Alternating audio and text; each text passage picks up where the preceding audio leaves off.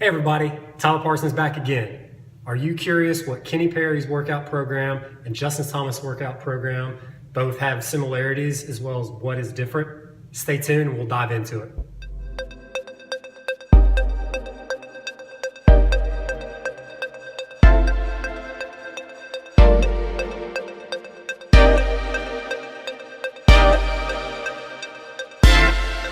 Let's start with our man KP. Obviously, he's a little bit older than Justin, Justin being one of the young guys out on tour. The difference being, as KP came along, training and golf fitness really was nowhere to be seen. It was more on just talent. Now we know, as Justin's coming up, colleges definitely have their own strength coach, and a lot of junior players are even seeking out someone like me to start at a much earlier age. So in that mentality, completely different. The other thing being, whenever we're looking at golf specific, it needs to be what do they need to perform better? Not just everyone needs to go down this road and do X and Y. It has to be functional for them. So whenever Kenny came and we're working, it's more on he needs a bigger turn. Again, he was getting a little bit older in his career, losing that range of motion. So what we did was we always had to go through and do a little passive stretch to where he's either doing a little bit of it on his own or holding the static stretch, or even to where I'm engaging and pushing him to work through that range of motion even more to try to pick it up. We then have to turn around and make him engage and use that muscle himself, or it's really not going to show up in his golf game. Okay, I'm going to give you an example of that. So when KP started, he was down with his rotation, tight hips, tight rotation. He's able to turn probably a little bit past this. Club wasn't getting parallel. He wasn't happy. We saw speed going down a little bit, not hitting it as far. He was at 55 degrees with torso rotation on his right side. After spending some time with him working through that, we're able to get it up to 74, which is honestly, I think, the highest of any of the tour players that I've worked with. So a ton of rotation there. How did we do it?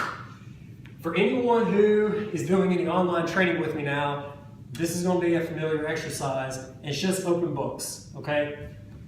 We get the knees down, we get those locked in place. That way we're stabilizing in through the hips and then folding and opening up, maintaining the hips and shoulders, but trying to get this shoulder down to the ground, okay? Then we fold back up. In Kenny's case, I would actually try to get so you can see a little better. I would actually hold his hip and engage and load up a little further, and you can do this at home in a door frame or a couch, but really get all this to stay still, and then as we turn, I would help that torso drop down, okay? Holding for a couple of seconds. This is nothing earth-shattering, okay? This is basically stretching at its best, right? Any stretch that we want to go through, whether it be the hamstrings or what have you, going down, holding, coming back up, okay? Not a huge fan of it, but I know that's the easiest way for me to improve what he was doing. We then immediately turn around and follow that up with an A-frame stretch, okay? This makes him engage. We're still holding those hips nice and still. And I'm using a club because KP liked the weight to help him feel that open up and turn, feel into that rib cage, down into that back, and just turning so that again, now he's having to forcefully use those muscles to work as well as come back down, and we would do both directions, okay? We had to tackle the hips, hamstrings the exact same way.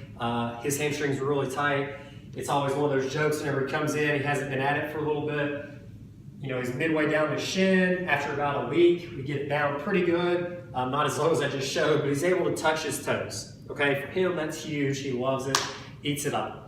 So a lot of different things that way. Now let's switch gears and jump over to Justin.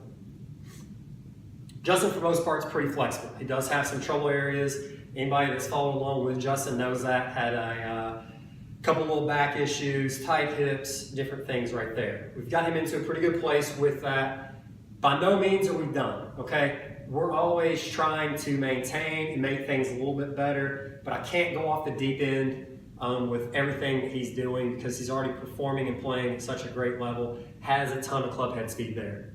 with his is more dynamic movements, okay? So we have the band, one of, I shouldn't say favorites, but one that he does a lot to help out with the hips is just up from here. We're dropping this down. We can even take that down to the knee and get a nice big turn. That way we're stretching out, plus rotating, plus activating as much different things like that as we can. We go over to the bands, and we start to get into a little bit of power, but again, I'm not trying to get Justin up to 125, 127 club head speed. He has plenty. Is it something that maybe he wants? Sure. Again, who doesn't?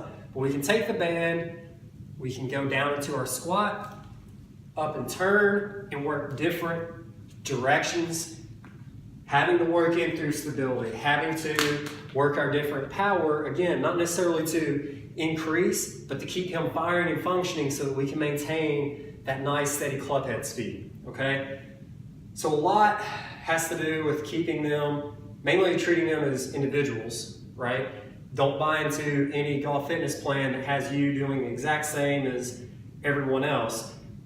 Know what you need, whether it's flexibility, muscle activation, more power.